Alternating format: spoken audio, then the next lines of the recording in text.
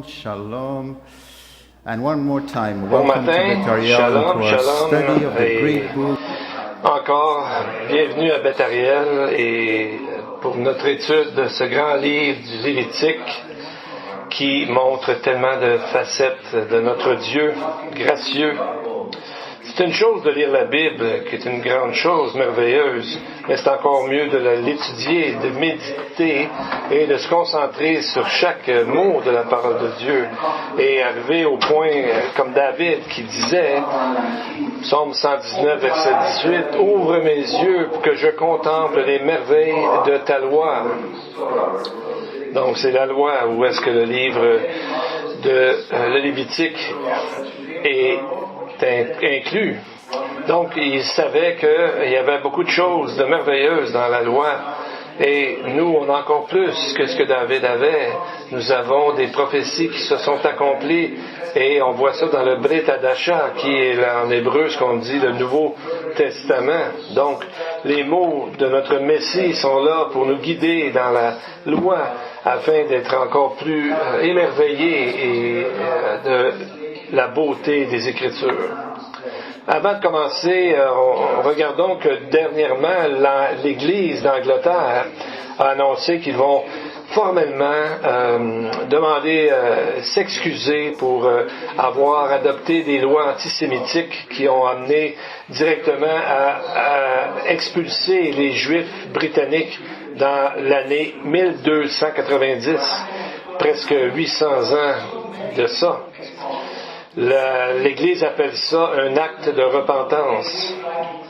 Ça nous rappelle l'histoire difficile des Juifs qui ont enduré à travers les siècles. Ce qui est arrivé en 1290, il y a eu, avant même ça, il y a eu l'expulsion des Juifs alors qu'il était en 721 avant Jésus-Christ, quand le peuple des tribus du Nord ont été expulsés de leur pays. Ensuite, il y a eu l'expulsion des Romains de Judée en 70 après Jésus-Christ, ou en 70 de notre ère. Et on voit ensuite qu'il y a eu plusieurs expulsions, comme Priscille et Aquila dans Acte 18, qui étaient des amis de Paul. Eux ont été aussi expulsés. Et on voit aussi une autre déportation de Chypre et d'Alexandrie dans l'année 119 avant Jésus-Christ, avant notre ère, et Alexandrie était un endroit qui avait la plus grande concentration de Juifs dans le monde. Entre le 12e et le 14e siècle, les Juifs ont été expulsés de différentes villes de France. En 1360, ont été expulsés de la Hongrie. 1392, hors de Suisse, de la ville de Berne. En 1492, ils ont enduré l'Inquisition espagnole et plusieurs Juifs se sont sauvés dans des pays musulmans d'alors et pour être mieux traités, mais même là, ils ont été expulsés de plusieurs cités différentes. Après 1492, il y avait très peu d'endroits où les Juifs pouvaient vivre en paix. Le livre de Lévitique avait déjà prophétisé ces persécutions contre Israël aux mains des nations. Nous voyons ça dans le chapitre 26. Il y a 3500 ans, le Seigneur lui-même a dit, 26, verset 33, « Je vous disperserai parmi les nations. » Et parlant des gens dispersés, il a dit au verset 36, « Je rendrai craintif le cœur de ceux d'entre vous qui survivront dans les pays de leurs ennemis. Le bruit d'une feuille agitée les poursuivra. Ils fuiront comme on fuit devant l'épée, et ils tomberont sans qu'on les poursuive. » Donc on voit que c'est très difficile, mais ça avait été prédit par Dieu. Alors qu'ils ont souffert, et selon la prophétie biblique, voyons que l'histoire d'Israël est un exemple qui nous est dit dans la parole, que l'histoire d'Israël est un exemple afin que nous soyons avertis des erreurs qu'ils ont faites, de ne pas faire la même chose et de rechercher les voies de Dieu. Pour ce qui est de l'Église d'Angleterre, qui va bientôt s'excuser, nous devons voir quelque chose d'important là-dedans. Et vous savez, il y a un de mes grands amis qui était pasteur dans une de ces églises, mais ce qu'il faut comprendre, c'est au cœur même de leur théologie, de la façon qu'ils comprennent la Bible, ils sont un peu antisémitiques dans leur théologie parce qu'ils maintiennent une vue post-millénariste. Ça veut dire qu'ils croient qu'ils sont déjà dans le millénium et que toutes les bénédictions d'Israël et les promesses sont déjà transférées à l'Église, comme beaucoup maintiennent aussi cette position. Ceci implique qu'Israël, dans cette vision, n'a aucun droit envers son pays. Et encore que les promesses qui n'ont pas été accomplies pour elle ne s'accompliront pas. Pour eux, Israël, quand il est revenu dans leur pays comme une nation en 1948, c'est juste un accident de l'histoire. On pourrait appeler ça le syndrome de Nebuchadnezzar. Alors que le roi a dit à Daniel que le Dieu de la Bible était le plus grand de tous les dieux, qui était le plus puissant, mais il n'a jamais changé sa vie, il n'est jamais allé à Jérusalem pour adorer Dieu, et il n'a pas changé ses façons de faire.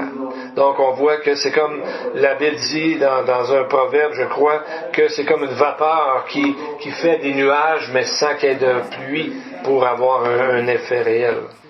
Donc, avant de faire ça, on va commencer par prier pour les enfants et avant qu'on aille plus loin dans la lecture de la parole. Alors, si vous avez vos enfants, comme notre tradition, prenez-les avec vous et prions pour nos enfants ensemble. Parce que c'est le plus grand cadeau que Dieu nous a donné.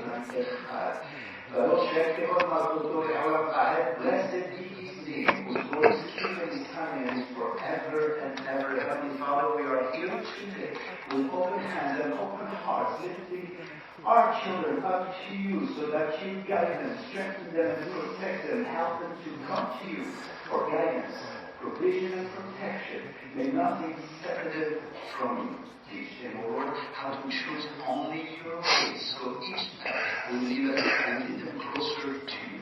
Help them to keep their hearts pure and undivided as we pray in the name of the one sitting at your right hand, Yeshua HaMashiach. Amen. Alors, ouvrons nos Bibles maintenant au livre du Lévitique, chapitre 1, les versets 1 à 3 que nous allons lire. L'Éternel appela Moïse de la tente d'assignation et lui parla et dit, « Parle aux enfants d'Israël et dis-leur, lorsque quelqu'un d'entre vous fera une offrande à l'Éternel, il offrira du bétail, du gros ou du menu bétail. Si son offrande est un holocauste de gros bétail, il offrira un mâle sans défaut. Il l'offrira à l'entrée de la tente d'assignation devant l'Éternel pour obtenir sa faveur. » Donc, on a parlé de ces deux premiers versets et on a vu combien Dieu était gracieux en commençant ce livre avec son nom propre, Yud He Vav He, les 4 lettres en hébreu, qu'on prononce aujourd'hui Yahweh ou Jéhovah, un nom qui rappelle l'amour que Dieu et ses promesses et son alliance qu'il a fait avec l'homme. Dans ce même nom, ce livre est particulièrement utilisé dans le livre du Lévitique, comme si le Seigneur est là avec des bras ouverts pour accepter notre repentance. Peut-être quelqu'un pourrait penser qu'on aurait pu utiliser le nom Elohim, qui est un nom de pouvoir, mais immédiatement au tout début du livre, on voit notre berger qui prend soin de nous. Mais on voit aussi qu'à travers le texte, Dieu parle d'un médiateur, Moïse. Ça aussi, ça fait une préséance et prépare les lecteurs à rencontrer le Messie qui est le médiateur parfait. Aussi, tous les sacrifices qui sont là, sous les exemples qui sont là comme pour nous rapprocher de Dieu. Et on voit aussi la manière que ça fonctionne. Donc, Dieu, premièrement, appelle. Et Moïse lui-même, on voit qu'il s'est approché de Dieu. On voit que Moïse est décrit comme quelqu'un très près de Dieu. Ça, c'est important. Et voyez comment son appel se déroule. Premièrement, Dieu appelle. En hébreu, c'est le mot yikra. Ensuite, Moïse répond en s'approchant de Dieu. Ensuite, Dieu parle. En hébreu, c'est débar. Il parle à Moïse. Et en retour, il dit d'expliquer à Israël, c'est le mot amar, c'est d'expliquer, d'exprimer la profondeur de sa parole. Donc, c'est la route que le Seigneur prend entre lui et son peuple. Et c'est la même façon aujourd'hui qu'il s'approche de nous à travers la parole. Et donc, c'est la même façon. On voit que quand il nous appelle, il nous envoie aussi lorsque nous répondons. Moïse aurait pu faire comme toute la majorité et ne pas répondre du tout. Dieu appelle chacun de nous constamment parce qu'il a des plans divins pour nous. Mais comme Moïse, il faut reconnaître l'importance primordiale de sa volonté et d'accepter son appel.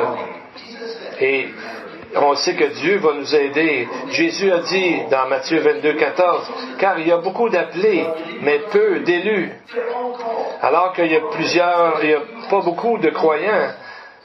Tous sont appelés, mais encore très peu, malheureusement, s'approchent vraiment de Dieu. Et c'est la façon de vraiment être béni, de s'approcher de Dieu. Et on voit au verset 2 un nouveau mot, korban, qui veut dire l'offrande, et qui vient de la racine kara, qui veut dire de venir proche, de s'approcher, d'être prêt. Donc on voit que tout le livre du Lévitique est à ce sujet-là. Comment quelqu'un peut s'approcher de Dieu. Et pas seulement ça, mais devenir un ami de Dieu, comme nous allons voir dans la suite des études dans ce chapitre. Donc, on voit de la façon que c'est écrit, on voit que c'est seulement à 2 endroits qu'on voit que c'est écrit Dieu appelé Moïse, Vekra el Moshe. Donc, on voit ça dans Exode 24, 16 et ici dans Lévitique 1, 1. Dans Exode 24, on voit, c'est écrit, l'aspect de la gloire de l'Éternel était comme un feu dévorant sur le sommet de la montagne. L'Éternel appela Moïse du milieu de la nuée.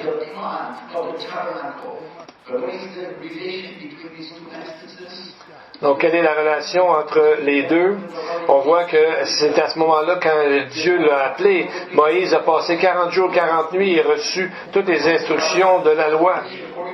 Et on voit que Dieu a ensuite appelé Moïse, l'appelle une deuxième fois dans Lévitique 1 pour l'approcher et ensuite dire au peuple comment faire. Donc, ce livre-là est comme un manuel de sanctification. C'est comme un livre pour savoir comment s'approcher de Dieu de la bonne façon. Maintenant, on va aller un peu plus loin dans le texte pour voir ce que ce texte parle exactement. Il y a quelque chose de nouveau exactement au verset 3, alors qu'on voit un type le plus important et le premier aussi qui est cité, c'est l'Holocauste. Qu'est-ce qu'un Holocauste? Et pourquoi c'est si important dans les Écritures? Vous savez, il y a comme un nuage de mystère autour de ce sacrifice parce que il nous est pas dit pour quel péché cela est pour expier. Pourtant, c'est répété 2 fois dans le temple. 2 agneaux. Un au tout début du sacrifice du matin à 9 heures et l'autre le soir. Donc à 3 heures. Et durant le sabbat, ces sacrifices étaient doublés. Et c'est le seul sacrifice qui demande que tout l'animal, excepté pour la peau, d'être complètement brûlé sur l'autel. Aucune partie de cet animal ne devait être mangée. Le nom Holocauste, en hébreu, c'est un nom très court, c'est le mot Rola, qui vient de la racine Rala, qui veut dire d'aller vers le haut, d'aller en haut. Donc, ce sacrifice était pour le plus important dans les écritures rabbiniques parce que toute la fumée allait en haut vers le Dieu très haut, Rélion, le Dieu très haut. Donc, les deux mots, Rola, qui parle de l'offrande, de l'Holocauste, et Rélion sont du même racine, Rala. Mais ce n'est pas la première fois qu'on entend parler de l'Holocauste dans les Écritures. Il y a une trace historique et lorsqu'on la suit, on peut mieux apprécier son sens et comment l'Holocauste est un sacrifice qui montre le mieux qui est le Messie et pourquoi il est venu. Il est mentionné 2 fois avant et à 2 occasions très importantes. La première fois, c'est quand Noé a sorti de l'arche de Noé. C'est marqué dans Genèse 8, verset 20. Noé bâtit un autel à l'Éternel. Il prit de toutes les bêtes pures et de tous les oiseaux purs et il offrit des holocaustes sur l'autel. Donc on voit que l'importance et la connaissance de ce sacrifice était déjà compris à ce moment-là. Noé a inauguré la nouvelle ère, la nouvelle période après le déluge avec un holocauste. Mais il ne nous est pas dit pourquoi il a choisi cette offrande, ni ce qu'il en savait au sujet de cette offrande. Mais la prochaine fois qu'on va voir ce mot, ça va nous donner un éclaircissement beaucoup plus grand. C'est dans ce qu'on appelle le Akedah, quand en Genèse 22, il est répété 6 fois dans ce chapitre. Donc on voit qu'il est central à ce chapitre. Et quelle est l'histoire derrière le Akedah? C'est pas au sujet du sacrifice d'Isaac, parce qu'il n'a jamais été sacrifié. C'est au sujet du sacrifice du Messie lui-même, qui sera l'accomplissement total, complet de cet holocauste. Quand Isaac a vu son père Abraham, il a dit, « Père, voici le bois et le feu, mais où est l'agneau? » Et Abraham a sûrement compris, et par la foi a dit, « Mon fils, Dieu se pourvoira lui-même de l'agneau pour l'Holocauste. » Mais quand est arrivé le sacrifice, c'était un bélier qui était là. Où était l'agneau? 2000 ans plus tard, l'agneau de Dieu, le Messie, a été crucifié sur la même montagne. Et c'était le Rola, l'Holocauste parfait qui était déjà annoncé dans cette histoire de Genèse 22.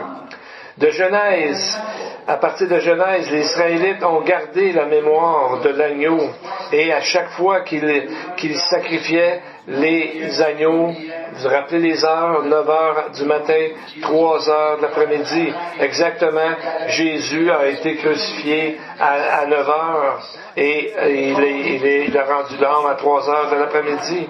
Donc on voit dans la Bible, il est appelé, le Messie est appelé l'agneau à 2 endroits, une fois dans Jérémie et une fois dans Ésaïe, dans le prophète Ésaïe, et dans le dernier livre de la Bible, dans l'Apocalypse. On voit que dans l'Apocalypse, il est appelé l'agneau 29 fois. Donc, il est celui qui accomplit ce sacrifice parfait et saint. Donc, celui qui avait tout le pouvoir d'arrêter toute cette persécution, toute cette souffrance contre lui, ne l'a pas fait. Pourquoi? Parce qu'il a accompli d'être notre holocauste parfait. Et cet holocauste nous aide à comprendre mieux quel est l'impact du péché dans notre vie. On a demandé plus tôt quel péché est-ce que l'Holocauste couvre? Parce que les autres sacrifices sont donnés en réponse à quelque chose qu'on a fait de mal, soit moral ou de façon éthique. C'était des sacrifices de réparation. Il y avait aussi l'offrande de la paix qui était une offrande de remerciement. Mais qu'en est-il de l'Holocauste? Et on va regarder ça, c'est important. Dans le dilemme a amené des anciens rabbins à écrire dans une midrash qui est une interprétation ceci, que l'Holocauste sert seulement à l'expiation des mauvaises pensées du cœur. Pourquoi ils sont arrivés à ça? Je ne sais pas. Ça a amené un autre rabbin, Namanides, un rabbin, dans les temps médiévaux, à dire que, et je cite, c'est un péché que personne ne connaît, sauf Dieu. Donc, il a noté aussi que dans cette offrande, c'est pas spécifié si c'était pour des péchés qui ont été commis sans faire exprès, et donc ils ont amené l'idée que c'était pour couvrir des péchés volontaires. Donc, pour amener un sacrifice pour des péchés volontaires. On parle souvent de péché par omission, donc sans faire exprès ou pas rien faire du tout. Et on parle de péché par commission, donc volontairement qu'on a fait des choses. Dans la loi, on peut diviser les péchés dans ces deux classes. Donc, c'est pour ça que Dieu a dit à un moment donné, à travers Jésus, qu'il disait que je ne me souviendrai plus de vos péchés. Donc, si on regarde des péchés volontaires, donc il y a des péchés qui ne sont pas pardonnés dans la parole, comme le meurtre ou l'adultère. On voit qu'on demandait aux gens de les lapider. Mais cette loi parle des péchés un peu moins graves, mais c'est bon de savoir ça pour être sûr de ne pas offenser Dieu et de bien comprendre cette offrande-là. Un bon exemple de ça, c'est dans Lévitique 5, verset 1, où dans le cas d'un témoin qui amène un témoignage et qui, le texte dit, ne déclare pas ce qu'il a vu ou ce qu'il sait, reste chargé de sa faute. Donc, c'est un péché volontaire qui nie avoir vu quelque chose et il ne le dit pas. Alors, cette personne est coupable et il n'y a pas de remède. Mais en verset 6, c'est marqué qu'il doit amener un sacrifice pour être pardonné. L'Holocauste est là pour couvrir beaucoup de péchés, soit des péchés volontaires et des péchés involontaires. Et c'est pour ça qu'au le verset nous dit, au verset 2 qui nous dit, lorsque ou si quelqu'un d'entre vous fait une offrande à l'Éternel, donc c'est comme le mot quiconque. Le mot en hébreu c'est Adam. C'est pas Ish. Ish en hébreu veut dire un individu, un peu n'importe qui. Mais on voit que any man, ça veut dire on voit que ce mot Ish est mentionné 94 fois dans le Lévitique. Mais ici, c'est le mot Adam. Pour montrer l'universalité et la grande couverture de cette offrande à Dieu, l'Holocauste. Et l'Holocauste couvre aussi des péchés, comme on vient de dire, volontaires. C'est un grand réconfort parce que sinon personne ne pourrait être sauvé.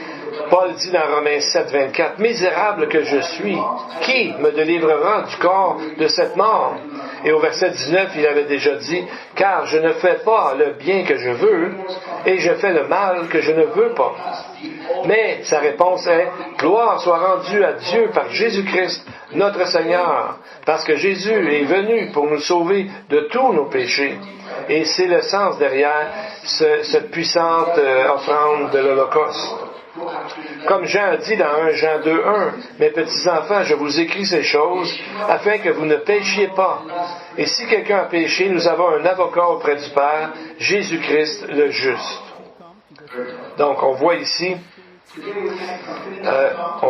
on peut venir vraiment aujourd'hui vers le trône de Dieu avec assurance, grâce à cette promesse dans ce péché, que nous avons un avocat auprès du Père, Jésus-Christ le juste.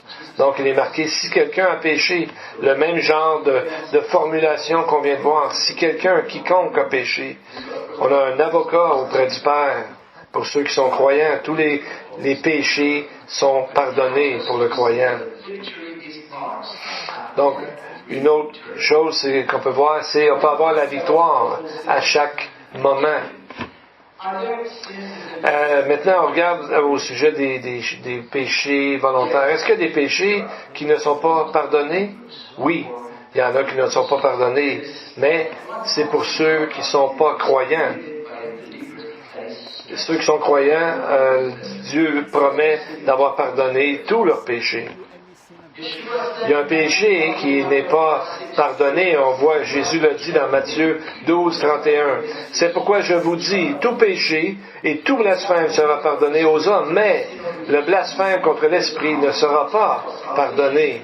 Le blasphème contre l'Esprit, c'est le péché de refuser une tentative constante de Dieu de nous faire retourner vers lui et qu'on refuse. Après plusieurs tentatives, c'est un refus. Ce péché-là contre l'Esprit qui nous convainc de péché de justice et de jugement. Quelqu'un qui dit non à la fin, eh bien, à un moment donné, Dieu le laisse aller. Hébreux 10, 26 dit « Car si nous péchons volontairement après avoir reçu la connaissance de la vérité, il ne reste plus de sacrifice pour les péchés. » Donc, il y a un moment donné où on voit que Dieu laisse les gens aller dans leurs péchés plus avant, après avoir fait de nombreuses tentatives. Et on voit que ça s'applique surtout dans les contextes aux faux prophètes et aux hérétiques qui sont allés contre Dieu malgré qu'ils ont eu une connaissance, qu'ils ont eu une tentative de Dieu souvent faite de les amener. Et Jésus qui avait l'autorité de faire ce qu'il voulait, il a dit à Pilate, parce que Pilate lui a demandé, tu dis rien? Jésus a dit dans Jean 19, 11, Jésus répondit, tu n'aurais sur moi aucun pouvoir s'il ne t'avait été donné d'en haut. C'est pourquoi celui qui me livre à toi commet un plus grand péché. Donc, on voit que ceux qui ont amené Jésus devant Pilate le savaient très bien qu'il était, dans le fond, le Messie, mais ils ne voulaient pas le reconnaître. Donc, c'est pour ça qu'il est dit qu'ils ont un plus grand péché. Alors que Pilate, lui, était pris avec ça. Donc, il était quand même coupable. Mais, il y avait quand même l'opportunité de se repentir. Mais ce n'était pas le cas pour les autres qui l'ont amené à Pilate, parce qu'il se faisait en pleine connaissance de cause. Et on va voir un autre aspect de l'Holocauste qui parle à chaque croyant. Verset 2. On va voir que Paul répond il sera répondu par Paul. Le texte dit, quand quiconque d'entre vous amène une offrande, c'est un rabbin, monsieur Ibn Ezra, dans son commentaire sur Lévitique, qui a noté que l'hébreu est un peu plus compliqué parce que l'hébreu devrait se lire quand quiconque présente une offrande de toi. Mais il a arrêté là, donc on ne sait pas exactement où il voulait aller avec ça, mais nous savons que celui qui amène le sacrifice, c'est Jésus. Et donc, c'est une autre facette de l'Holocauste qui parle directement aux croyants et de son service envers Dieu. C'est une grande vérité que lorsque nous servons Dieu, c'est comme amener une offrande nous-mêmes, nous amener nous-mêmes à Dieu. C'est ce que Paul a dit dans Romains 12, 1. Je vous exhorte donc, frères, par les compassions de Dieu, à offrir vos corps comme un sacrifice vivant, saint, agréable à Dieu, ce qui sera de votre part un culte raisonnable. Paul ici compare le croyant à un sacrifice sur l'autel et sûrement qu'il avait en tête l'image de l'Holocauste qui parle d'un engagement total envers Dieu de la part de chaque croyant en réponse au grand salut qu'il nous a donné. On voit que le livre de Romains, Paul ici a amené tout ça pendant 11 chapitres, amené toute une immense compréhension de quel est le péché, la parole de Dieu et tout ça. Et lorsqu'il arrive au chapitre 12, le résultat de tout ça, il nous dit de nous donner, d'offrir nos corps comme un sacrifice vivant. Donc, c'est par rapport à quelque chose de précis, des actions. La Bible n'est pas un livre simplement de connaissances, de connaître intellectuellement des choses. C'est un livre d'action. C'est un livre qui change les vies. Des mots dans ce livre ne sont pas là pour être mis sur une tablette quelque part, mais pour transformer la personne en devenant semblable de plus en plus au Messie à travers les actes et à travers notre propre sanctification que nous faisons en nous donnant de cette façon à Dieu. Jésus nous a dit dans Jean 13, 17, « Si vous savez ces choses, vous êtes heureux, pourvu que vous les pratiquiez. » Donc, d'offrir son corps comme un sacrifice vivant, c'est quelque chose qu'on doit faire de façon volontaire. Et c'est ce que Jésus nous dit. C'est bien beau de le savoir, mais il faut le pratiquer. Donc, notre joie et notre joie comme croyants, c'est de faire ce que Dieu nous demande de faire. Et c'est comme ça que nous serons bénis. Et on voit que Paul au début, parle de différentes doctrines. Et là, on voit un changement de ton. Il dit, « Je vous exhorte donc, frères. » Donc, on voit les chapitres 1 à 3, comment Paul est fort et sans compromis. Et là, on voit, parce que Paul parle de la doctrine du péché et de tout ça, mais là, Paul, on voit le pasteur ici qui parle à son assemblée et qui dit « Je vous exhorte donc ». Donc, c'est comme si je plaide avec vous, je vous encourage de mettre en pratique ce que vous avez appris.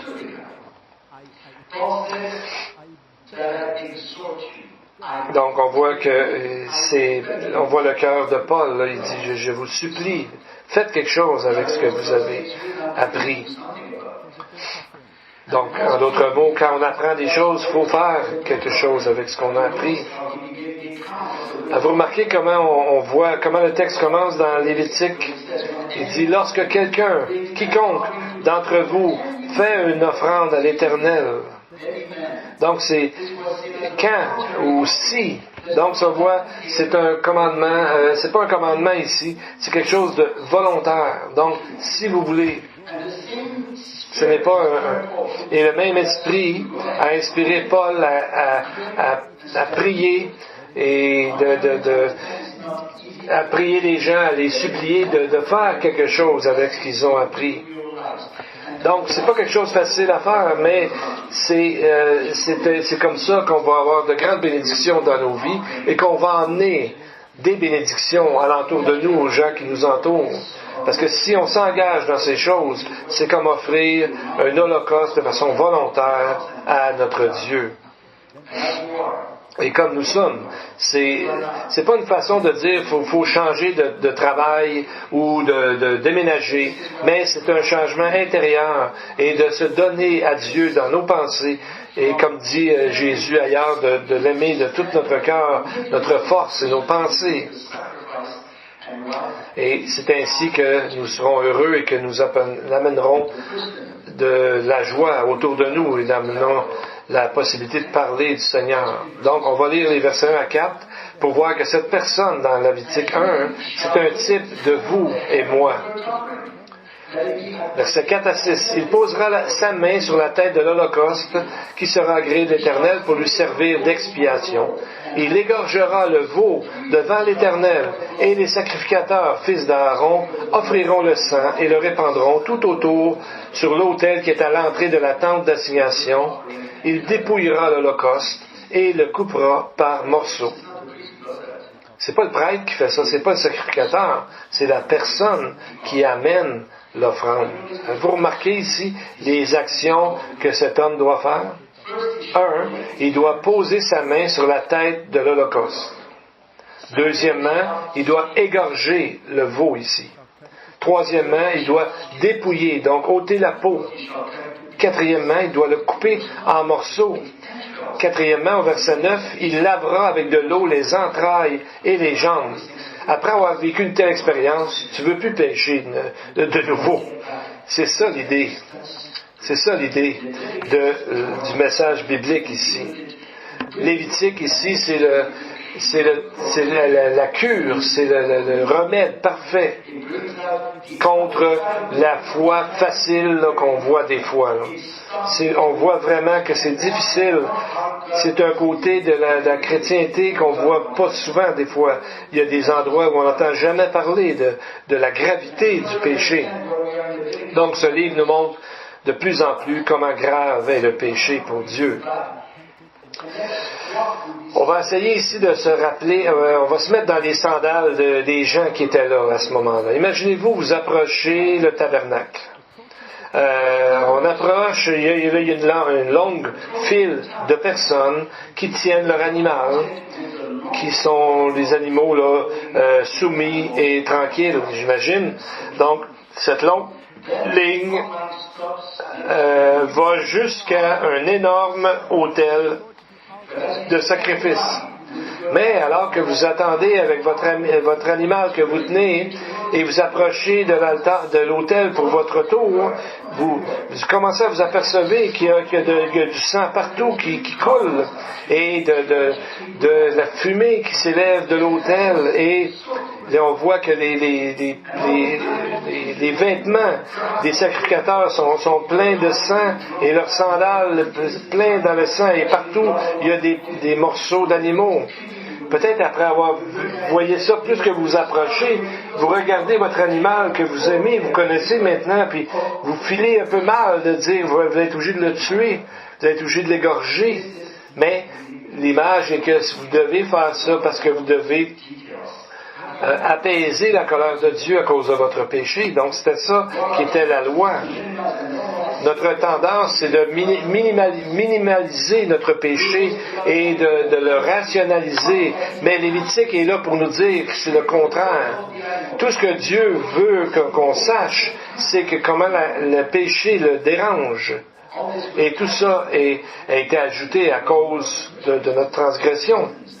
C'est ce que le Nouveau Testament nous dit dans Galates 3.19. Galates 3 nous dit « Pourquoi donc la loi? Elle a été donnée ensuite à cause des transgressions. » Mais, donc, nos transgressions à nous. Donc, ça veut dire que s'il n'y avait pas de péché, on n'aurait pas besoin de ces lois-là. Mais alors que le péché, puisque le péché est présent, il faut que ce soit clairement dit qu'il faut amener une offrande à Dieu et non pas se trouver une excuse et se cacher de ça. Le point est que, aussi dur que la loi semble être, ça fait que le péché qu'on fait, c'est contre Dieu. Mais le texte de Galates ne s'arrête pas là. Il dit, pourquoi donc la loi? Je lis tout le texte. Pourquoi donc la loi? Elle a été donnée ensuite à cause des transgressions jusqu'à ce que vint la postérité à qui la promesse avait été faite. Elle a été promulguée par des anges au moyen d'un médiateur. Quand on lit tous les mots du Lévitique, on se dit, dans le fond, merci Seigneur que Jésus est venu. On voit notre impossibilité d'apaiser Dieu sans Jésus. C'est impossible. Et c'est à ça que sert la loi, nous montrer que par la loi, nous ne pouvons pas faire plaisir à Dieu. Ça prend le sacrifice parfait de Jésus-Christ à la croix qui nous offre le salut parce qu'il a payé à notre place. Donc on voit ici le mot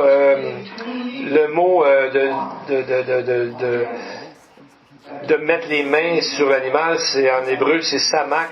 C'est vraiment d'appuyer comme on s'appuie sur un mur ou qu'on s'appuie sur une canne. Et c'est à ce moment-là que l'homme fait sa prière, sûrement une confession de son péché. Et voyez-vous comment la confession ici, on met l'emphase là-dessus. Comme nous, dans notre prière quotidienne. C'est une thérapie pour le croyant qui amène son fardeau et qui s'appuie totalement sur Jésus à la croix, sur son sacrifice pour amener à Dieu sa confession et ainsi être pardonné. Je vous parle de 2 points dans ce chapitre maintenant. on voit que ça va ouvrir la porte pour voir la réaction de Dieu lorsque nous prions et confessons nos péchés. C'est le mot agréé en hébreu, c'est razon, versets 3 et 4, qui dit « Il l'offrira à l'entrée de la tente d'assignation devant l'Éternel pour obtenir sa faveur. » Verset 4. Il posera sa main sur la tête de l'Holocauste qui sera agréé de l'Éternel pour lui servir d'expiation. Donc on voit ici, c'est pas juste un simple accord comme quelqu'un qui dit « Good job, c'est bon, continue, fais-le encore ». Le mot agréé dans l'hébreu veut dire plaisir, joie. Comme dans Proverbe dit, un proverbe dit, ceux qui marchent dans ses voies font sa joie. Et Proverbe 12, 22 dit, ceux qui agissent avec vérité, lui sont agréables. À qui? À Dieu. Parce que Dieu prend nos confessions sérieusement et nous apprenons qu'il se réjouit, qu'il a de la joie au moment qu'on se confesse. Est-ce que ça nous donne pas l'envie de prier encore plus? On voit aussi autre chose, c'est qu'après chacun des sacrifices, c'est écrit dans le chapitre 1, les mots « une odeur agréable à l'Éternel ». Versets 8, 9, 13 et 17. Donc, ça nous montre une odeur agréable, que Dieu se réjouit. Qu'est-ce que ça veut dire exactement, une odeur agréable à l'Éternel? Comment une odeur de sacrifice peut être agréable à l'Éternel? Le mot agréable ici, c'est le mot anéoha. C'est le même hébreu dans la racine hébraïque pour le nom Noé, et qui veut dire repos, apaisement, tranquillité, le mot Noé. Donc on voit que Dieu ne se repose pas de la mort d'un animal, mais se repose et est content de la confession du pécheur. Et on voit que c'est comme pour Noé, c'est la première fois qu'on parle de l'Holocauste. Mais ensuite, ce mot odeur agréable dans la Bible se trouve 43 fois dans les Écritures. Donc, Noé, dans sa prière et de sa confession, on voit que Dieu était comme un peu dérangé par tout ce monde avant le déluge qui se tournait toujours vers le mal. Parce que on voit que Noé, c'est un homme qui marchait avec Dieu. Et Noé, c'est un type du croyant d'aujourd'hui. Et quelle magnifique image qu'un homme qui donne un repos, de la joie au Dieu Tout-Puissant. C'est vraiment merveilleux. Alors, le message, c'est qu'en amenant nos confessions à Dieu, nous le rendons plus joyeux parce que nous voulons le suivre. Mais Dieu, on dit, vous vous rappelez, dans la création du monde, on dit que Dieu s'est reposé. Mais il s'est reposé de quoi? On voit dans Psaume 121, 4 que Dieu ne sommeille ni ne dort. Dieu ne dort jamais, et il n'a pas besoin de dormir. Il n'est jamais fatigué, il n'est pas humain. Donc pourquoi Dieu voulait se reposer après les 6 jours? Genèse 1.1, on voit qu'au commencement, Dieu créa les cieux et la terre. Tout était bien. Mais au verset 2, on voit que la terre était informe et vide. Et il y avait des ténèbres à la surface de l'abîme. Donc, après avoir créé du néant, ex nihilo, quelque chose est arrivé et c'est devenu tohu vebohu, informe et vide. Et en hébreu, tohu vavohu. Et on voit que le désordre a dérangé Dieu. Et on voit que suite à ça, Dieu fait une création à chacun des 6 jours. Il crée des choses. Et ensuite, il dit, cela, à chaque fois qu'il crée quelque chose, il dit, cela était bon. Et Genèse 2.2 dit, il se reposa au 7e jour de toute son œuvre qu'il avait faite. Donc, de quoi il s'est-il reposé? Du péché, du désordre et du chaos. Ces choses-là dérangent Dieu.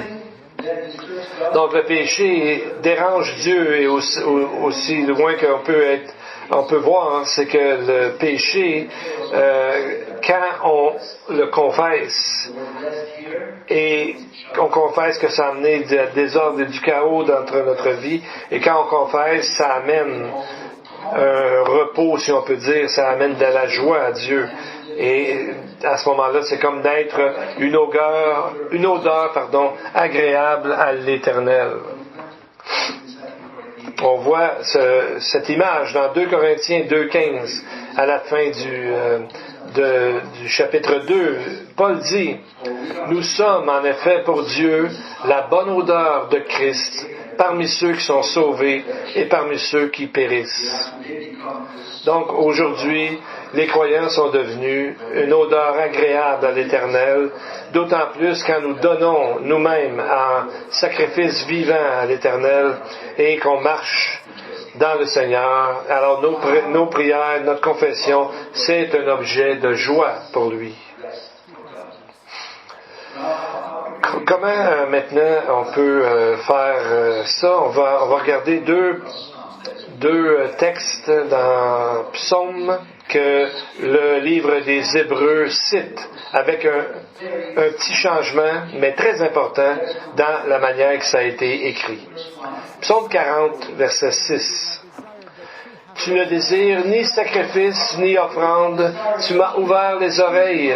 Tu ne demandes ni holocauste, ni victime expiatoire. On comprend qu'ici, ce texte parle du Messie, car le livre d'Hébreux nous parle que ça parle de lui.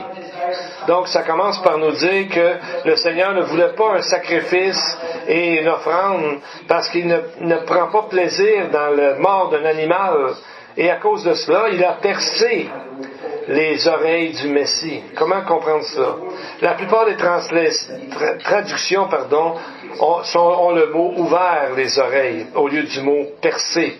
Mais pourtant, le mot ici est « kara », qui veut dire de creuser ou de percer.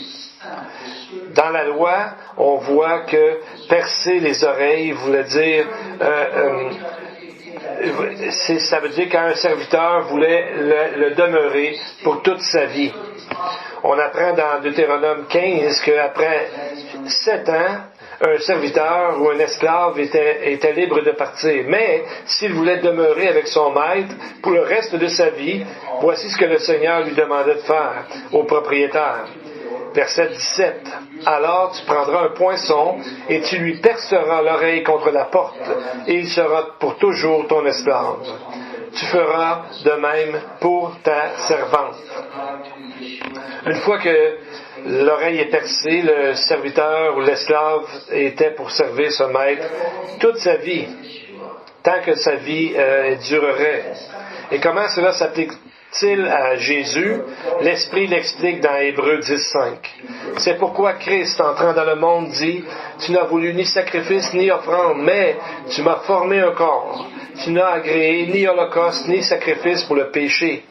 Tu n'as voulu et tu n'as pas agréé ni sacrifice, ni offrande, ni holocauste. » Il dit ensuite, « Voici, je viens pour faire ta volonté. » Il abolit ainsi la première chose pour établir la seconde. Et c'est là la réponse. Il dit que tu lui perceras l'oreille. Au lieu de se dire ces mots-là, dans l'autre texte, ça dit, « Tu m'as formé un corps. » Donc, on voit que c'est Jésus ici qui s'est donné pour nous. Et on voit que c'est le même principe pour le croyant aujourd'hui. Lorsqu'on veut suivre le Seigneur pour le reste de notre vie, c'est de prier pour devenir un sacrifice vivant, comme Paul nous dit de faire dans Romains 12. Prions maintenant. Again, our Father, this morning, our hearts have been so filled with a time of worship, filled with the wonder of your truth. And we're so grateful for the things we have seen this morning in your word. Grant us today the spirit of wisdom and revelation in the knowledge of Yeshua. Open the eyes of our understanding that we may know the hope of your calling, the riches of the glory of your inheritance in us, the believers. And what is the exceeding greatness of your power towards us who believe. And as one body composed of Jews and Gentiles, we want to also thank you for counting us worthy to be part of your congregation, your body, here on earth. Bless each and every one here present this morning, and I pray that you will confirm to our hearts all these wonderful things we have learned today about you. May the Lord bless you all. Amen and amen.